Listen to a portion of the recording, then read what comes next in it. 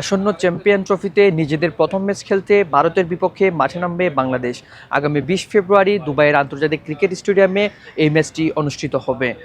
এই ম্যাচকে সামনে রেখে অর্থাৎ ঐতিহ্যবাহী এই ম্যাচকে সামনে রেখে সংযুক্ত আরব আমিরাতে অর্থাৎ আইসিসি ক্রিকেট একাডেমিতে আজ শনিবার দুপুর থেকে কিন্তু অনুশীলন করছে বাংলাদেশ। আপনারা আমার পিছনে দেখতে পাচ্ছেন যে বাংলাদেশ ক্রিকেট দলের খেলোয়াড়রা কিন্তু প্র্যাকটিস করছে তারা এবং ব্যাপক অনুশীলন করছে তারা। ব্যাটিং বোলিং সব কিছুই তারা এখানে বেশ দীর্ঘ সময় ধরে কিন্তু তারা অনুশীলন করছে।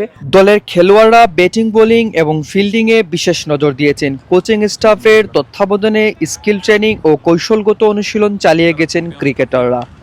মূলত ভারতের শক্তিশালী ব্যাটিং লাইন আপকে লক্ষ্য রেখে বিশেষ পরিকল্পনার অনুশীলন করছে বোলাররা। পাশাপাশি পাওয়ার প্লে এবং ডেথ ওভারের বোলিং কৌশল নিয়েও কাজ করা হয়েছে।